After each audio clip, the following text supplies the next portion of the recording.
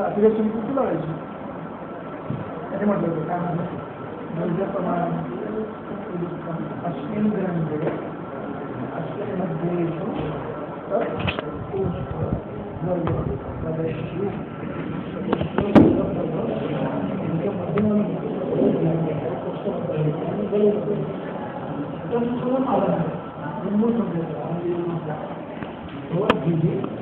तुम्ही काय करायचं योजना अधिक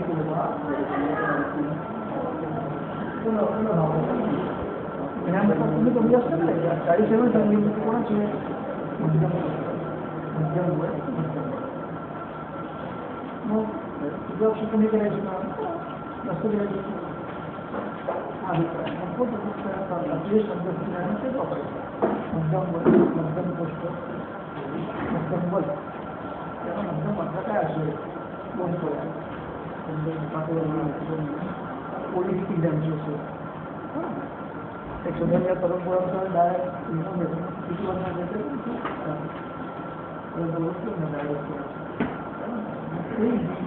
पचायला त्याचा परिणाम झालं का नाही याचे निकष काय जीवनात म्हणजे देह लावण्यापर्यंत सगळं म्हणजे प्रत्येक कसं तपासायचं एवढं झालं की असं म्हणतो ज्याचा अजून समय त्याला नियमाने लोकांनुसार की त्याला अवघातून परिणाम होतात आणि ज्यावेळेला थोडं काही चुकतं होतं त्याचा अर्थ तो चुकला आणि दुसरा मध्यम बरोबर आले त्याला सामान्य मात्रा सुद्धा उत्सर्गाचा प्रश्न बरोबर आहे मध्यम वेळाला सामान्य मात्रा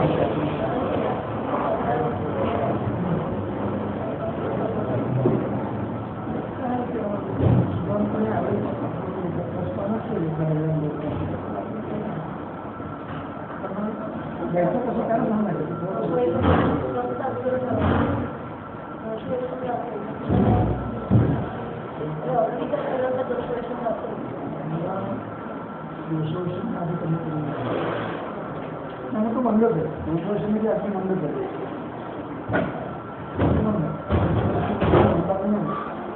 याला त्रास होतो असता तो मंडप नाही तो मंडप कोणत्या दोषामुळे तो मंडप मंडप नाही दोष वर्षांची काढण्यात आहे असं म्हणतो मी याला मध्यम वयाला ही मात्र सतत नसेल तो आपल्या म्हणतात असं काय म्हणतात अर्धे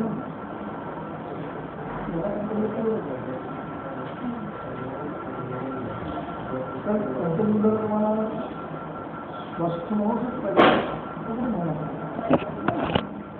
ते तयार करावं लागतं चल वंशात कुठपर्यंत आपण छेद झाला होता 53 श्लोक झाला होता 53 श्लोक झाला होता 574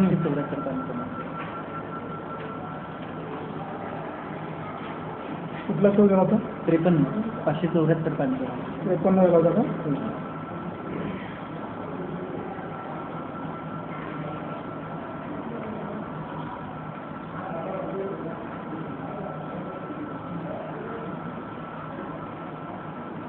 हाँ उद्बंध विषय झाल्यावरती आपण आडलो होतो त्याचं झालं का स्पष्टीकरण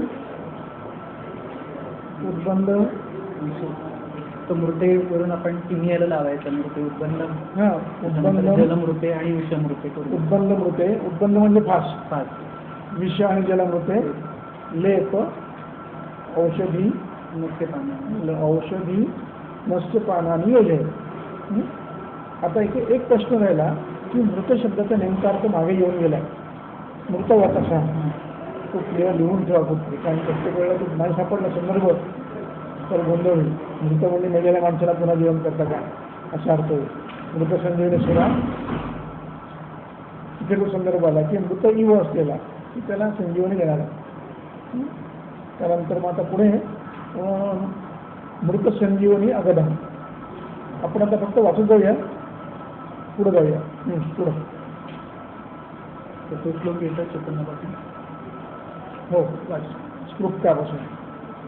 पान क्रमांक 574, अध्याय 23वा, विषयचिकित्सा अध्याय, श्लोक क्रमांक 54. कृप्का प्लवण सौणय्य कांक्षी शैले रोचना सगरम ध्याम पंकुम मांसी सुरसा एला ग्र एलाल पुष्पग्नम बृहती शीर्षपुष्पम श्रीवेष्टक पद्मचारटी विशाला सुरदारू पद्मकेशरत सावरक मनशीला कौंत्या जात्यर्क पुष्परस रजनीद्वय हिंगुपिप्पली लाक्षाः जलमुद्गपर्णी चंदन मधुक मदन सिंधुर्वाराश्च शंपाकलोध्रमयूर मयूरक गंधफलाना गंधफल नाकुली विडंगाश्च पुष्ये संवृत्य समं पिष्ट्वा गुटिका विघ्नेयास्तिः सर्व विषम्नो जयत रोग विषमृत संजीवन ज्वर निहंता ध्येय विलेपन धारण धूमग्रहणे गृहस्य भूतविषजन्व अलक्ष्मी कार्मणम मंत्राग्नि शन्यरी हन्यात दुस्वप्न स्त्री दोषान अकाल मरणाम अम्बुचौरभयम धनधान्य कार्यसिद्धी श्रीपुष्ट्या आयुर्वर्धनो धन्या मृत संजीवन एष प्राग अमृतात ब्रह्मण विहिता इति मृत संजीवनो अगदा.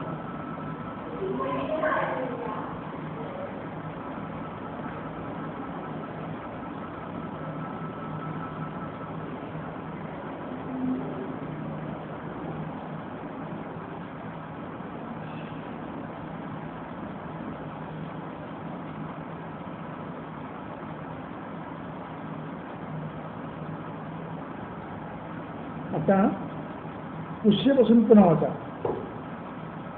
पुष्य संवृत्य. पुष्ये संवृत्य समंपिष्ट पुष्य नक्षत्रावर घेऊन समम पिष्टवा छानपैकी एकदम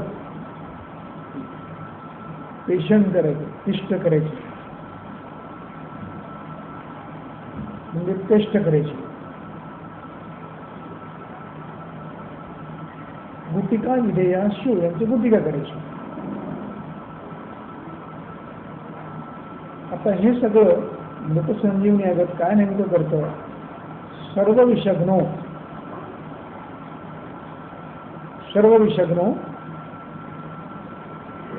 जयकृत. आता सर्व विषग्नो म्हणताना काय लक्षात ठेवायचे. प्राकर्म तुम्ही केले, छेद घेणं, रक्तमोक्षण करणं, आकुषण करणं, बंध बांधणं, शोधन करणं हे सगळं तुम्ही केलंय आणि मग तुम्ही औषध देताय. नुसतं औषध देऊन नाही लागत आहे. तेव्हा प्राकर्म केलेली आहेत आणि आम्ही मग अगद वापरतोय, सर्व कर्म करतो. हे जयकृत.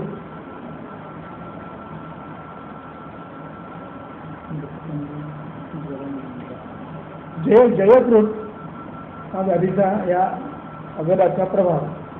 म्हणजे युद्धावर निघालात तर हे अगद त्याची पुली ठेवून किंवा गळ्यात बांधून घ्यायचं असेल त्यावेळेला परंपरा. काही द्रव्यांचं ज्यात प्रभाव असतो की त्या द्रव्यांचा प्रभाव म्हणून जेव्हा आपण हे घालतो ना पुष्कराज, तसं यांचा प्रभाव आहे. तेव्हा जयकृत आहे. नंतर जयकृत विष मृत संजीवन. विषाने मृत झालेल्याला संजीवन देणार आहे. ज्वरनिहंता. ज्वरनिहंता या शब्दाला अभिप्राय असा आहे की जो भूतसंघात ज्वर आहे, भूतक ज्वर आहे, सामान्य चिकित्सा करून झाल्यावरती हे वापरायचं. सामान्य चिकित्सामध्ये लंघन दिलंय, शोधन दिलंय, पाचन दिलंय, दीपन दिलंय, पित्तरस दिलाय आणि ज्वर शांत होत नाही आहे. आता हे अगद वापरायचं नियमता. आणि या सगळ्याचा उपयोग, या अगराचा उपयोग नश्याकरता करायचा आहे, विलेपनासाठी करायचा आहे, धारणासाठी करायचा आहे, धूमपानासाठी करायचा आहे.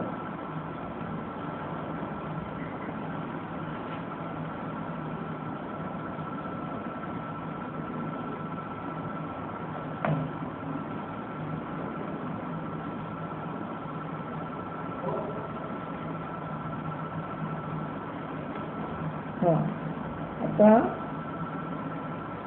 ग्रहण शब्द आहे,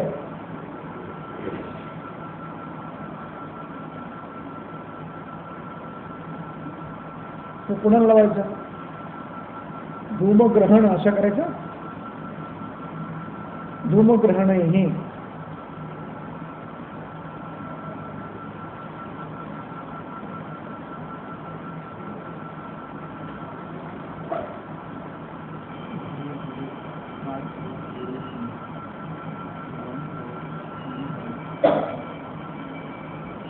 त्या ग्रहणाच्या अर्थ फुटक घ्यायच्या. गृहस्थ हा शब्द पुढचा म्हणजे जो घरात राहतो, जो बाहेर जात नाही, त्यांनी एवढं करून ते मग कदाचित ग्रहण म्हणजे पोटात घेणं असंच अर्थ असावा.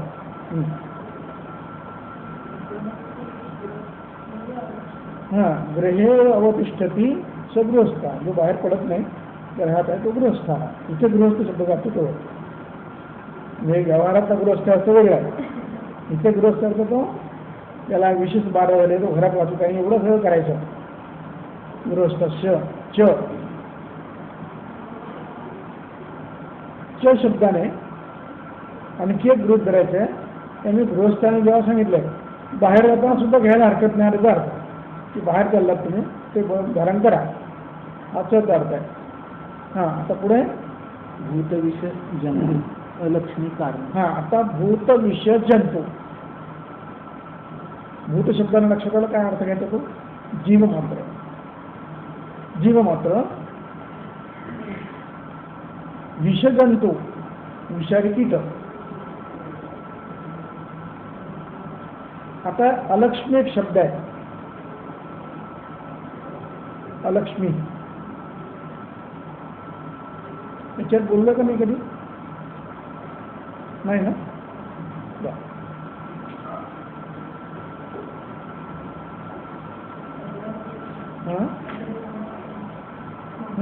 त्यात पण आहे अलक्ष्म्यावहम.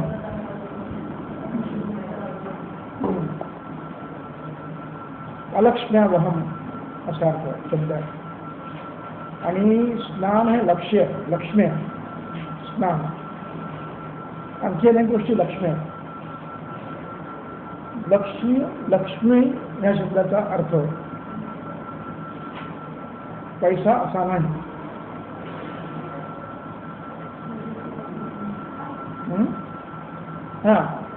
बरोबर आहे. पैसा असा त्याचा अर्थ अजिबात नाही. लक्ष्मी या शब्दाचा अर्थ आहे सर्व सद्गुण, सर्व भाग्यसहित. सर्व सद्गुण, पराक्रम, यश, कीर्ती, मान, रसायनाचे लाभ आहेत ना, प्रणती, कांती, हे सगळं लक्ष्मी.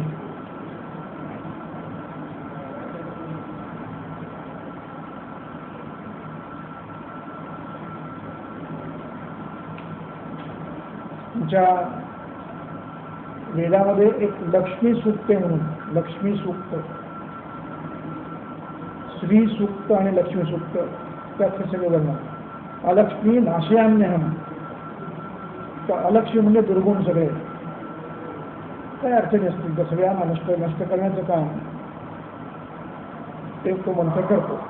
कशा अर्थाने? लक्ष्मीचा अर्थ सगळ्या प्राकृत व्यवस्था, सत्वगुणांनी युक्त, रजगुणांनी युक्त सगळ्या सात्विक अवस्था म्हणजे लक्ष्मी. मग त्यात पौरुषाला, पराक्रमाला, यश आला, कीर्ती आली, मान्यता आली, प्रणती आली, कांती आली, पैसा आला, धनधान्य समृद्धी आली, हत्ती आले, पालखी, सगळं आलं. जे काही आवश्यक आहे जीवनाला ते सगळं आलं. ते मिळणं म्हणजे लक्ष्मी. चला, तेव्हा हे लक्ष्मीकारक आहे अगोदर. पुढं कार्मण, मंत्र, अग्नी, कार्मणाची टीका आहे बघा. कार्मण हा परगृहार्थ मंत्रादी योगा. जर कोणी द्रोह करण्याकरता मंत्र टाकला असेल तुमच्यावरती, प्रयोग केला असेल तर तो नष्ट करतो. कार्मण मंत्र. पुढे मंत्रस्तु अभिचार. काही लोक जारण मरण करतात, त्याच्यावरही चालतं. नंतर मंत्र, पुढे अग्नी आहे का, मंत्र, अग्नी, अशनी. अग्नी, अशनी, अरी म्हणजे विद्युतपात म्हणजे अशनी. अग्नी म्हणजे वणवा. अग्नी, अशनी आणि शत्रू यांच्यावरती जय मिळवता येतो या अगदाने. पुढं दुःस्वप्न. दुःस्वप्नाची व्याख्या करायला पाहिजे.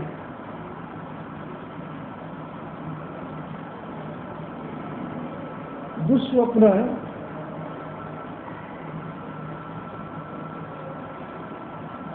म्हणजे भयकारी स्वप्न.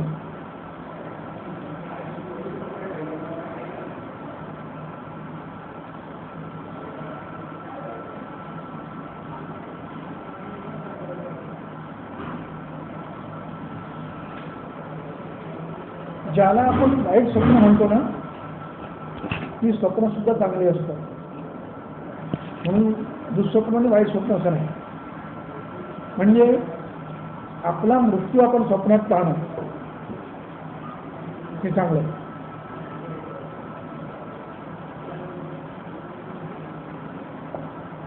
त्यामुळे दुःस्वप्नाचा अर्थ वाईट स्वप्न असा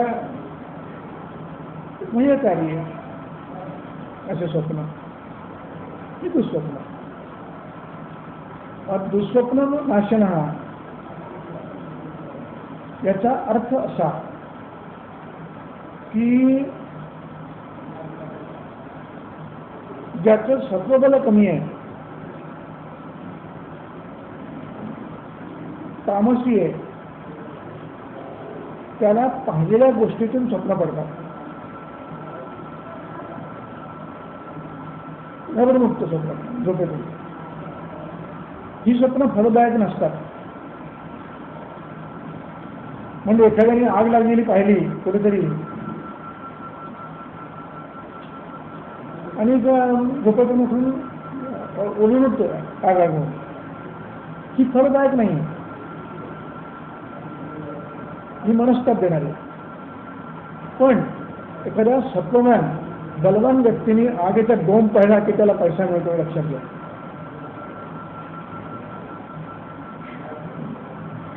यश मिळतं. तुम्हाला तुम्ही एखाद्याला त्याला काय म्हणतो आपण अग्नी देतो ना वेगवेगळ्या माणसाला, तो जरी पाहिला तरी पैसा मिळतो स्वप्नात, यश मिळतं.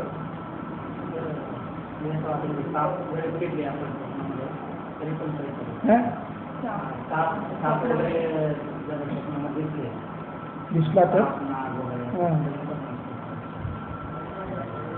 साप चावला तर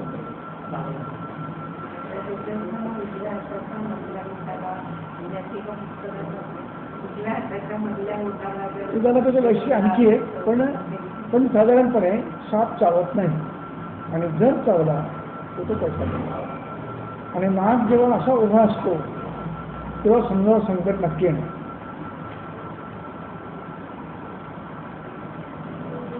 असा असतो काहीतरी गरज आहे. स्वप्न अशा म्हणून दुःस्वप्नाचा अर्थ समजून घ्या. भयकारी स्वप्न सामान्य माणसाला पडलेले, केसाचं पाहून जाऊन पडलेलं, लहान मुलं झोपेतून उत्तर रडू, दुःस्वप्न त्याचं फळ नसतं. पण ज्याला आपण वाईट म्हणतो ती सुद्धा फलदायक असतात. विंचू चावला की नक्की हवा मिळते. स्वप्नात विंचू चावलेला दिसला, अगदी विंचू जरी दिसला तरी पैसा मिळतो. मग ते स्वतःचं असेल, येणं असेल कुणाचं, ते मिळतं त्या दिवशी. ते येतं.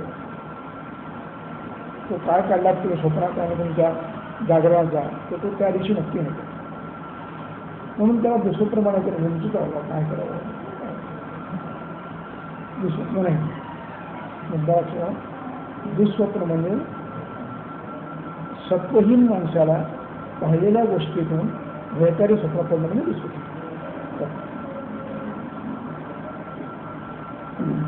हे सांगायला नको होतं का? स्वप्न म्हणून सांगा, दुःस्वप्न सांगायला पाहिजे का? तुम्ही दुःस्वप्न म्हणजे काय नाही म्हणतो. नाही तर वाईट स्वप्न म्हणून आपण काही बघू शकतो. वाईट स्वप्नाच्या कल्पनेने माणूस एवढा घाबरतो आणि घामाघूम होतो आणि घामाघूम होऊन असा जरा म्हणतात ना डिप्रेशनमध्ये जातो. मग त्याला जर कोणी सांगितलं की तू काळजी करू नको, हे स्वप्न चांगलं आहे, तर तुम्ही फलप्राप्तीच नाही मला, म्हणून हे माहीत पडले आपल्याला. नाहीतर सामान्य माणूस असं सगळं पाहिजे की भयानक घाबरतो म्हणजे हातपाय गाळून बसतो. तसं करू नये म्हणून ते माहीत पाहिजे. म्हणून अभ्यास करून सांगावं नाही असं सांगू नये. ज्योतिषम व्यवहारांचं प्रायश्चित्तम चिकित्सकम विना शास्त्रेण योग भूयात तम विद्यात ब्रह्मघातकम. म्हणजे अभ्यास केल्याशिवाय त्यांना सांगायचं नाही. पण अभ्यास करून सांगायला हरकत नाही, अनुभव घेऊन. आता भगवान शारंग संहिता आठवतं. शारंगरात त्यांनी दूताची शकुनं दिले, दूत शकुन. आणि ते वाचताना जर संदर्भ नाही कळला तर चुकीचे असं लागू शकतात. आणि त्यांनी छान दिले, म्हणजे व्यवहारात दिसणाऱ्या गोष्टी दिल्या. आणि या गोष्टी तुम्ही जर अभ्यास करण्याकरता परतवून बघत नाही, अभ्यास करण्याकरता फार श्रद्धा ठेवायची नाही, त्याच्यावर रमून राहायचं नाही. पण एक शास्त्र आहे का ते खरंच असं म्हणून अभ्यास करायचा नाही. तुम्ही जे बाहेर पडला घरातून सकाळी सकाळी पहिल्यांदा पण तुम्हाला संरक्षण देणं दिसले, तुमचं काम नक्की होणार आहे. बघायला काय आणतं नक्की होणार. एखादा पाण्याचा घडा घेऊन बाई येते, गाडी किंवा माणूस येते, कोणी नक्की काय होणार ते तपासायला काय हरकत. अशा गोष्टी तपासून बघायच्या आणि मग विश्वास ठेवायचा. मला सवय जे वाचतो तपासून बघतो, आणि तपासून बघतो तुम्ही नक्की म्हणून असतो, पण तपासलं पाहिजे, अंधश्रद्धा नाही. चला पुढं म्हणतो ना अन्यात दुःस्वप्न. आता स्त्री दोष या शब्दाचा अर्थ लक्षात घ्या. तरी तिकीट दिलाय स्त्री दोष.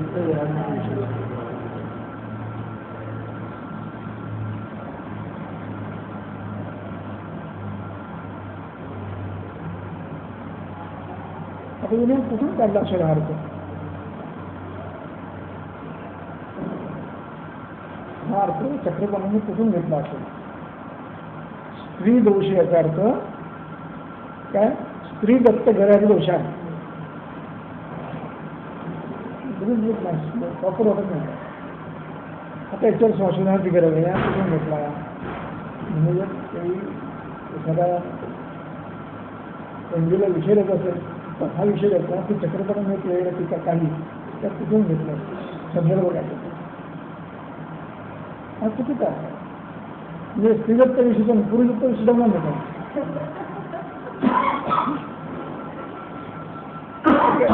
देणार लोक नाही ना. इथे स्त्री दोषांचा अर्थ नेमका काय असेल तो अभ्यासाचा विषय तुम्ही नंतर बघू. अकाल मरण अंबू चौधरी. स्त्री दोषानंतर काय? अकाल स्त्री दोषान अकाल मरण अंबू चौर भय. माण्याचं भय, अंबुभय, चोर भय. धनधान्य कार्य सिद्धी. स्त्री पुष्टी आयु धन्य. हा असं हे अवध. आता असं सगळं अवध तयार करून आपण आपल्याजवळ पुढे ठेवली तर काय हरकत आहे बघायला, इंटरव्ह्यूला जाताना पेशंट बघताना करून बघायला काय हरकत आहे? एक ट्रायल करायला काय हरकत आहे? म्हणजे कदाचित कसं असेल, किती शक्यता आहेत बघा, की जर तुम्ही असं ठेवलं तर एखाद्या पेशंटचं तुम्ही पाहताय तुम्हाला काही कळतच नाही काय झालं, कुठेतरी पटकन क्लिक होतं असं एखादा प्रश्न विचारून बघूया किंवा कोणीतरी पटकन येतं सांगत असेल तुम्हाला पटकन क्लिक होऊन तो पेशंट आहे. ही प्रत्युत्पन्न मती किंवा काही कोणती मदत करताना हे असं या अवघडाचा परिणाम कदाचित असावा की त्याचा परिणाम म्हणून तुम्हाला पटकन क्लिक होतं. आणि काही ट्रायल अशी घ्यावी की कधी नाही घेऊन गेलं, कधी घेऊन गेलं, असं रॅन्डम करून बघा काय फरक पडतो. आणि अशा ठिकाणी जावं की जे अवघड आहे, रोजच्या व्यवहारात गरज नाही पण अवघड काम आहे तिथे करून बघावं. किंवा हे सगळं पुष्टीकडे आहे. जेव्हा ग्रंथकार लिहितात ना, शारंगधराने एक वाक्य दिलं बघा, मला ते चिंतन करायला लावणारं वाक्य आहे. तो म्हणतो, चरक किंवा सुश्रुताने दिलेले कल्प हे सगळे प्रयोगाने सिद्ध करून लिहिलेले आहेत असं शारंगधर म्हणतोय. सिद्धांत प्रयोगान वक्ष्यामः याची टीका आडवंगाने केली आहे. प्रत्यक्ष अनुमानेन सिद्धांत वक्ष्यामः आडवंगाने केलं टीकाची शारंगधराची. किंवा हे अगोदर प्रत्यक्ष सिद्ध आहेत असं ग्रंथकार म्हणतात. पुढं धनधामेन मृतसंजीवनेशा प्राग अमृतात ब्रह्मणा निहितम. प्राग भूतात अमृतात आहे का? प्राग अमृतात ब्रह्मणा निहित. प्राग अमृतात येते अमृतोत्पत्ती हे प्राग त्याची टीका प्राग अमृतात अमृत म्हणजे अमृत जन्माला यायच्या आधी या गडाचा वापर लोक करत होते. एतेनच अमृत समानत्वम अस्य दर्शते. म्हणजे अमृता समान वापरता येऊ शकतं असंही होतं.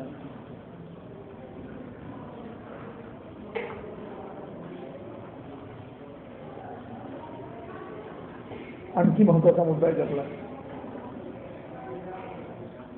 तुमच्या माहितीकडे सांगतो, उपयोग काय नाही पण माहितीकडे असू द्या की ही द्रव्य तुम्ही हिमालयातली घेतली तरच हे फळ, अन्यथा फळ नाही.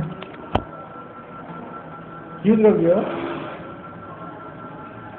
हिमालयातलीच घ्यायची.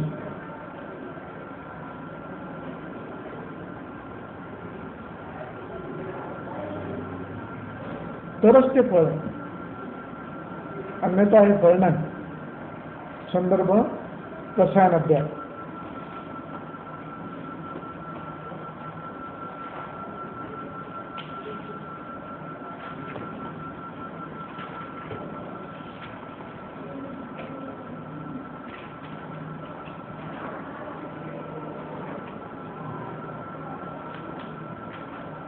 श्लोक 8.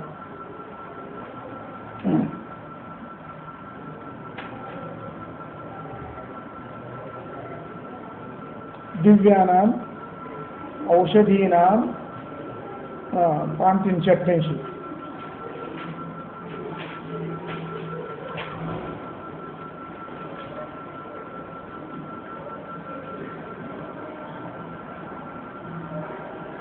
दिव्यानां औषधीनां यः प्रभावः स भवद्विधेन शक्यः सोढुं शक्यते त्यात सोढुं कृतात्मक.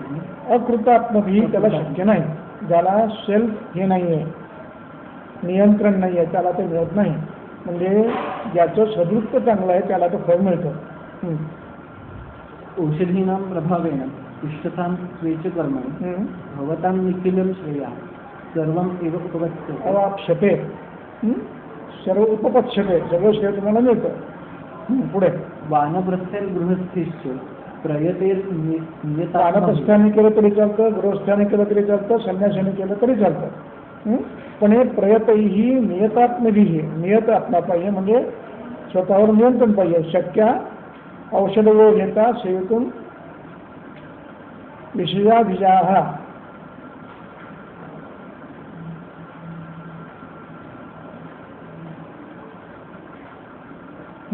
आता आता विषयाभिजनाची टीका वाचा. विषयाभिजा इति स्व उचित पुण्य देशे जाता जाता इति अर्थ. अपुण्य देशे तु दिव्यौषधि जन्म केवल न भवति न भवति. भवन्ति अपि भवन्तु भवन्ति अपि निर्वीर्या भवन्ति इति भावः.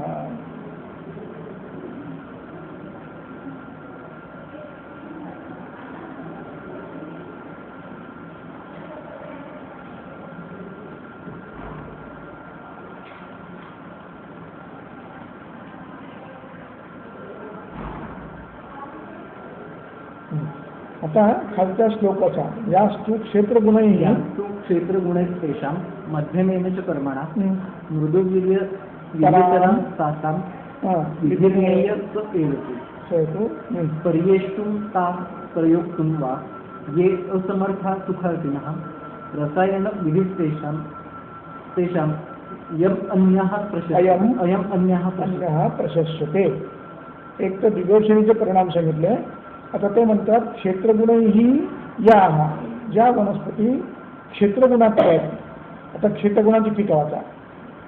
क्षेत्रगुणैः हिमालयादि प्रशस्त देश व्यतिरिक्त क्षेत्रधर्म. हिमालयाशिवाय अन्य भागातली वनस्पती घेतली तर तुम्हाला ते मृदू मिळतील. मृदुवीर्यतरां तासां त्या मृदुवीर्य असतील आणि त्यांनी तुम्हाला फायदा हवा असेल तर आम्ही रसायन विधी सांगितला आहे तुम्हाला.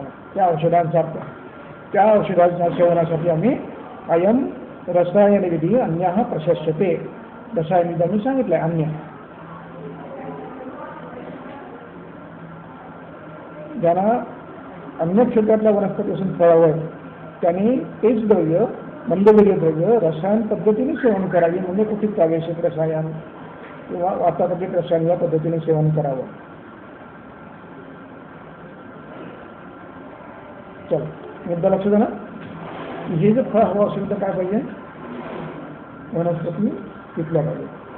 आणि आपण आपल्या क्षेत्रातल्या घेतल्या तर फळ मिळेल पण कमी मिळेल. चला पुढं. मंत्रे धमनीबंधो अवमार्जनं कार्यम् आत्मरक्षाच दोषस्य विषम यस्य स्थाने त्यात जयत्पूर्वम. तम जयत्पूर्वम. जयत्पूर्वम. आता पुन्हा वाचा. मंत्रैः धमनीबंधो अवमार्जनं कार्यम् आत्मरक्षा च दोषस्य विषम यस्य स्थाने स्यात् तं जयत्पूर्वम्. दोषस्य विषम यस्य स्थाने स्यात् तं जयत्पूर्वम्. आता खालच्या ओळीचा अन्वय लावताना यस्य दोषस्य स्थाने स्यात् तं जयत्पूर्वम्. म्हणजे ज्या दोषाच्या स्थानात ते विष आहे त्या स्थानातल्या दोषाचा पहिला प्रतिकार करा. म्हणजे त्याच्या सगळं औषध. म्हणजे कफस्थानात असेल तर ते मधाबरोबर द्या किंवा अन्य दुसऱ्या द्रव्याबरोबर द्या की जे कफक नाही. वातस्थानात असेल तर ते अशा द्रव्याबरोबर द्या जी वातक नाही. यस्य स्थाने विषम स्यात् तं जयत्पूर्वम हा नियम आहे. हा नियम सामान्य नियम आहे. त्याला अतिदेश अत्यंत इथे वापरलेला आहे. हा नियम आहे सूत्रस्थानातल्या 12व्या अध्यायातला. स्थानिनम प्रतिकृत्य अष्टांगोदयातल्या 12व्या अध्यायातला. स्थानिनम प्रतिकृत्य आगंतुम शमयत दोषम स्थानिनम प्रतिकृत्य वा.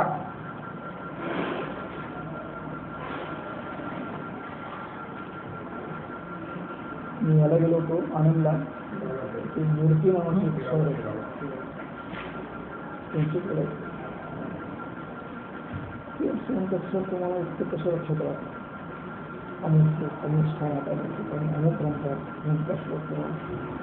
तसं मी तपश्च एका दिवसात नाही अनेकदा वाचून अनेकदा वाचून एकदा शिकवून झाला. प्रश्न याद असतात आपलं यायला आपलं जयत एव जयत दोषम कुपितं विरोधी सर्व कुपे बली कुपितास्तु अविरोधय. असताना लक्ष द्यायला पाहिजे आपल्या काय वाचतो आपण कुपितान अविरोधयन. सर्व कोपे बली मानतो शेषदोष अविरोध.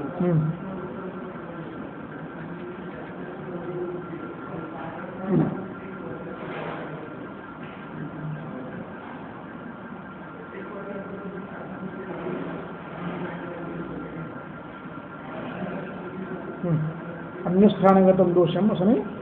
तत्र अन्यस्थानसंस्थेषु तदीयं बलेषु कुर्यात् इति स्थिता स्वां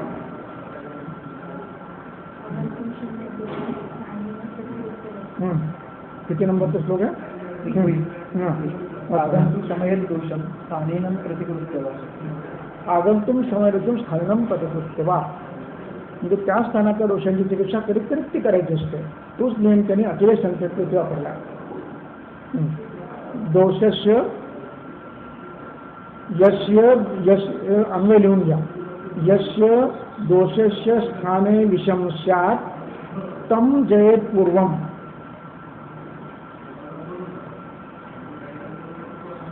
याची टीका सुद्धा सुंदर आहे, म्हणजे स्वच्छ करणारे, डोक्याला ताप नको. तम जयेत पूर्वम म्हणजे तम विषम पूर्वम जयेत व दोषम पूर्वम जयेत गुण आहे.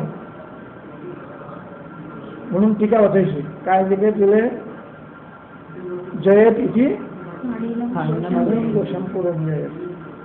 आधी विषयाला करायचा असा अर्थ का नाही घ्यायचा. अधिकरण आहे ना, नाही तर मग ते म्हटलं नसतं ना, मसरा म्हटलं असतं विषम जयेत म्हणून. पण दोषाचं अधिकरण सांगून टाकलं. आधी दोषांचा विचार करतात ते. आता पहिल्या ओळीचा अर्थ काय बघूया. आता मंत्रही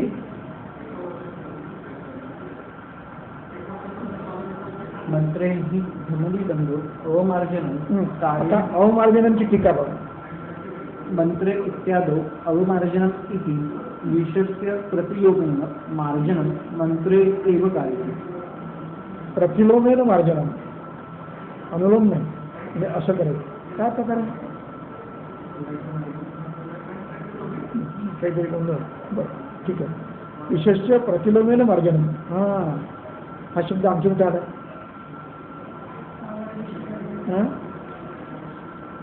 रक्तपित्तात काय चिकित्सा. मग प्रतिलोम शब्दाचा अर्थ असाच घ्यायचा का. कळलं.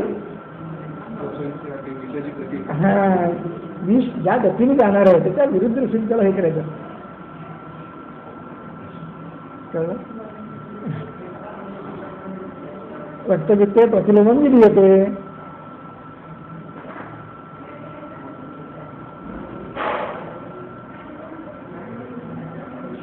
या प्रतिलोम शब्दावर शब्दाचा अर्थ असा काय घ्यायचा ते लिहून ठेवा. असाच काय घ्यायचा संदर्भाने घ्यायचा. तंत्रयुक्ती वापरायची. ते रक्तपित्तात प्रतिलोम सांगितलं आहे म्हणजे अधोगर रक्तपित्त असेल तर वमन द्यायचे अशा अर्थाने प्रतिलोम आहे.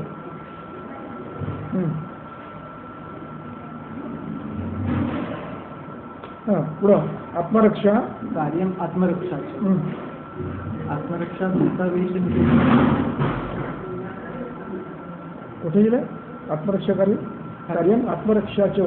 त्याला अधोरेखांकित करा बरं.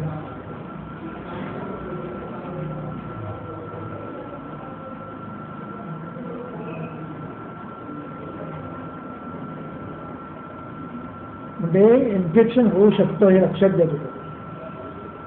त्याच्याकरता चिकित्सा करायची तुम्हाला. आत्मरक्षा भूतानिवेशार्थम आत्मरक्षा. पुढं वातस्थाने वातस्थाने स्वेदा. स्वेदो दग्धा. आता स्वेदा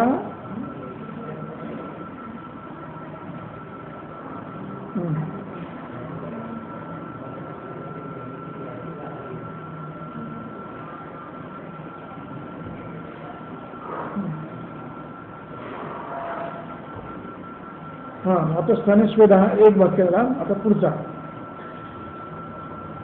नत उष्णकल्प पाण्याचं.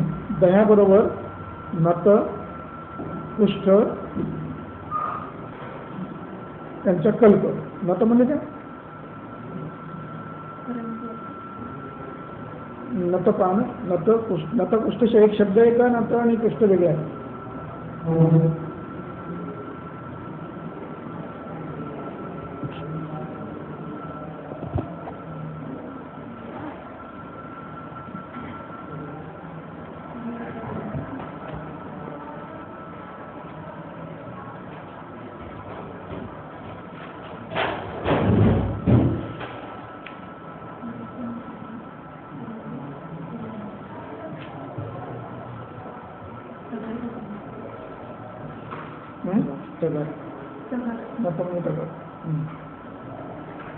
आणि पुष्प ठीक आहे. पुष्पाला पण शुद्धी आहे का? पुष्पाला पक्का शुद्धी करून मिळालं का? शुद्धी आहे म्हणजे पुष्पही थोडंसं विषय कधी. नंतर पुष्पम कल्कपानम दधना, दह्याबरोबर पुष्प आणि पुष्पाच्या कल्काचं पान करायचं किंवा नता म्हणजे दगड. वातस्थान स्वेदाची टीका आहे बघा, ती वाचा. स्वेदो यद अपि प्रतिषिद्धः स्वेदाध्याय तथा अपि अवस्था विशेष वातस्थाने इत्यादीनां विधीयते. स्वेदाध्यायामध्येच जिथे स्वेदाचं वर्णन केलं आहे, यांना स्वेद देऊ नये, त्याला स्वेद देऊ नये, अमुक केलं आहे, तिच्या खाली एक ओळ आहे आणखी, ती फार महत्वाची आहे. अस्वेद्यानाम ईशत स्वेदनम ज, अस्वेद्यांना थोडा स्वेद द्यावा गरजेप्रमाणे, तीक्ष्ण देऊ. अस्वेद्यानाम ईशत स्वेदा मृदुस्वेदा दातव्या,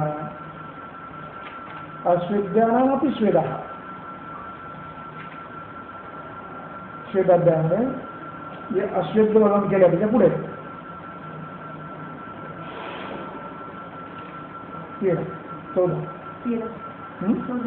14 गर्भिणी श्रुतिका बाल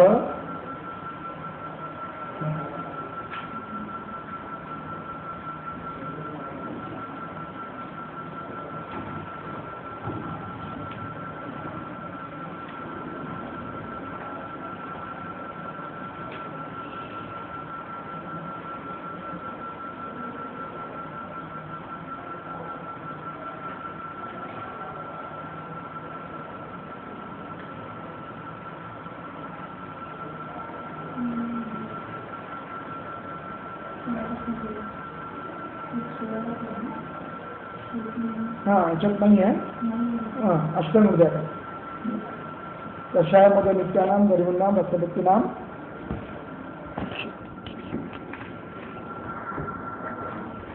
न स्वेदम अवतार आहे.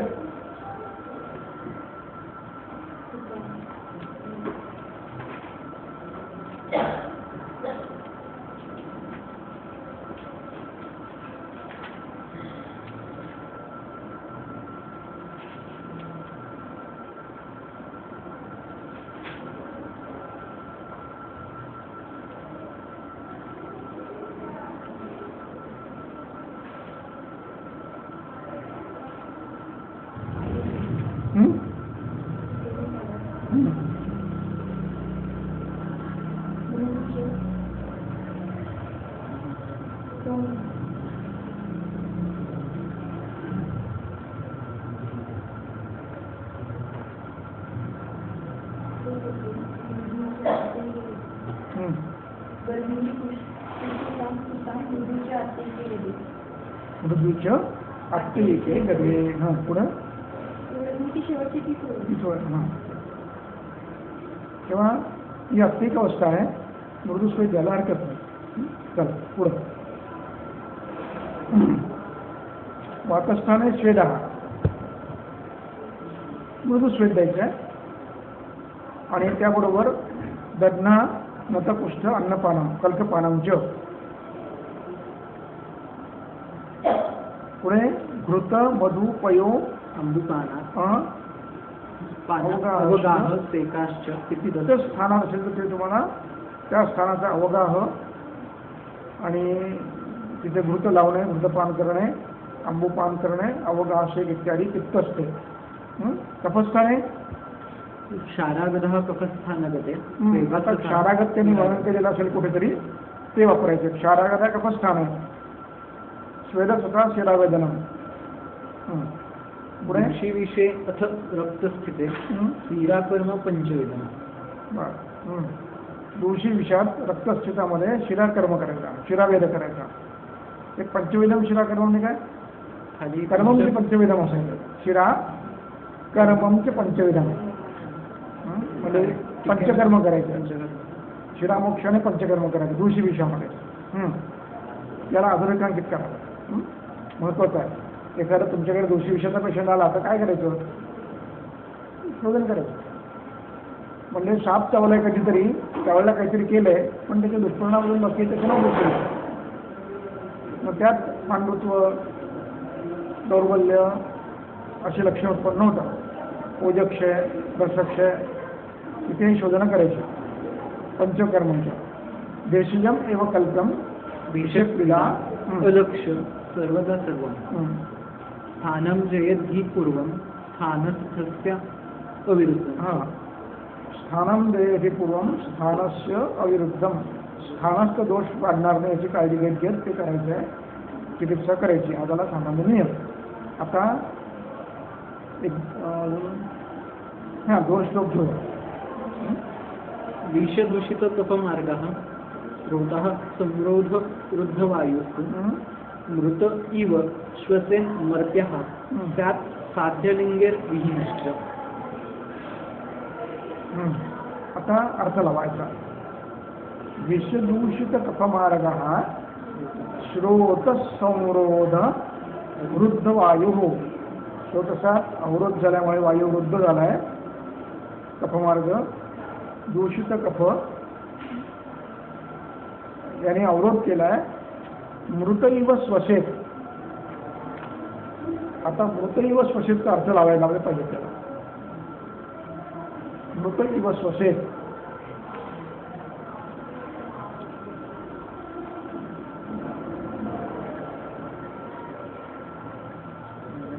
मेल्याप्रमाणे श्वास असू शकेल अशा अर्थाने. व्यक्ती जसा असतो श्वास तसा. म्हणजे कसं?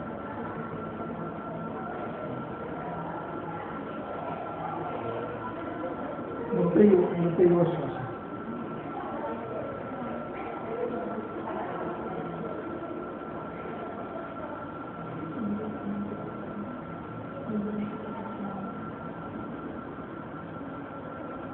आता आधी पुढचं वाचून घेऊया. मर्त्याः शाप. मरायला तो मरणार आहे. कोण? पुढचं. त्यात साध्यलिंगैर असाध्य लिंगैही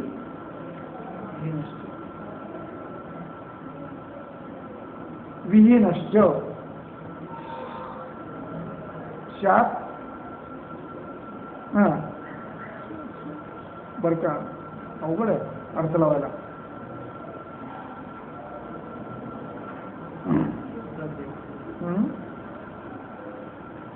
कठीण आहे.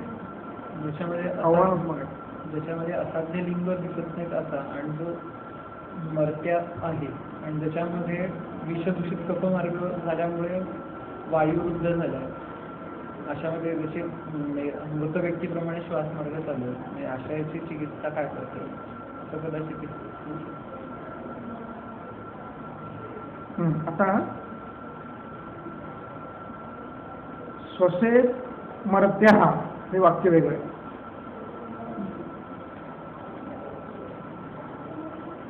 हे वाक्य बाजूला करा. श्वसेत मर्त्याः. मृत इव श्वसेत मर्त्याः हा एक भाग. आता शा म्हणजे जगतो.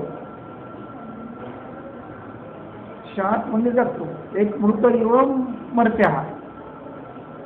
मृत इव मर्त्याः आणि शात पुढे काय गेले? असाध्य लिंगही विहित. असाध्य लक्षण नसलेला असा असेल तो शात म्हणजे साध्य. शात असाध्य लिंगैर विहीन. 2 नकार आहे ना. तो जगतो. आणि आता विपर्यय करायचा आहे की मरतो कोण? मग असाध्य लिंगाने युक्त असलेला मृतैव श्वसती ती. मृतैव श्वसती परंतु असाध्य लिंग नाही आहे तो जगतो.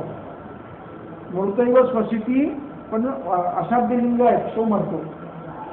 कळलं? तंत्रयुक्ती वापरायची, विपरीत तंत्रयुक्ती लावायची. योग आहे का? बदलतो. 2-3 पद्धती लावायच्या. एक विपर्य लावायचा, एक वाक्यशेष लावायचा आणि योग लावायचा. 3 पद्धती एकत्र लावायच्या. कळलं? आता मृतैव स्वसेतचा अर्थ लावता आला पाहिजे.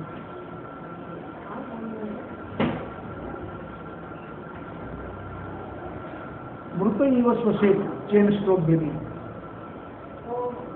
असं वाटावं की लोक पेशंट गेलाय, काही वेळ श्वासच घेत नाही. मग त्या क्षणावर वाटतं की गेलं. तुम्हाला काय मला सांगितलं ना? सांगितलं ना? आजींची एक सांगितली होती. हां आजींची एक सांगितली होती. हां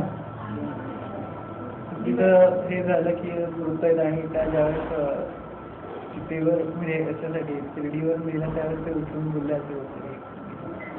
एक आमचा इंटरव्ह्यू मी केलेला घोष होता म्हणून आठवतं का? ते एक इंटरव्ह्यू होता म्हणून मला शहाणा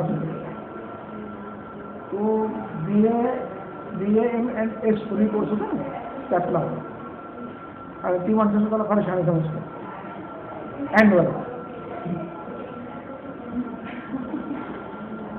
आणि मी शुद्ध रेल्वे गेलो काय माझ्या अनुभव करायला जात त्यांनी प्रयत्न करायचा. आला उपनीत आला तर म्हणलं तो पेशंट मेला तर एक पेशंट होता शेफचा मेला म्हणून. चल बघूया काय नाही चला म्हणून पेशंट ताब्यावर टाकून ठेवून दिला पाणी ठेवलं काढली आणि थोडंसं हाक मारलं, चापटा मारलं दोन, त्यांनी श्वास घेतला. कधी कधी काय होतं चेस्ट बुद्धीमध्ये बराच वेळ पेशंट श्वास घेतो असंच पूर्ण असतं. आणि जेव्हा नॅचरल याच्यामध्ये तो पुन्हा श्वास घेतो, जेव्हा CO2 कॉन्सन्ट्रेशन वाढतं तेव्हा तो पुन्हा श्वास घ्यायला लागतो. त्यामुळे असं वाटतं तुम्हाला काही गेला काही त्याला अनेक गोष्टी आहेत पर्याय, एक गोष्ट नाही.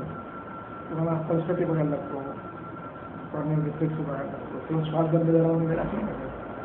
किंवा म्हणला हा जिवंत आहे असं कसं झालं म्हणजे मी पाहिलं तर श्वास थांबला होता, ठीक आहे आपलं जिवंत निश्चित. आता परत गोष्ट आहे परवातीमध्ये काल रविवार होता हां सकाळी मी खाली फिरायला निघालो आणि मी पायऱ्या उतरून पोर्चमध्ये आलो. मला असं दिसलं की समोर म्हातारे आजोबा आहे जवळजवळ 6 फूट उंच आहे, 6.5 फूट, 85+ आहे. हातातल्या त्यांची जी चालायची काठी आहे तिने कठड्यावर उभं राहून फुलं तोडतात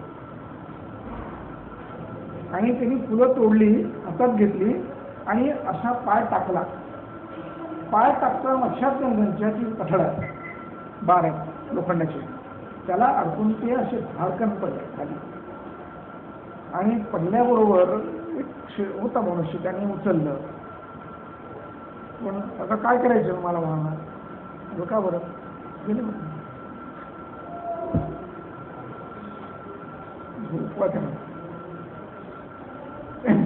पाणी आणलं, 2 धबकारे मारले, मृत्यू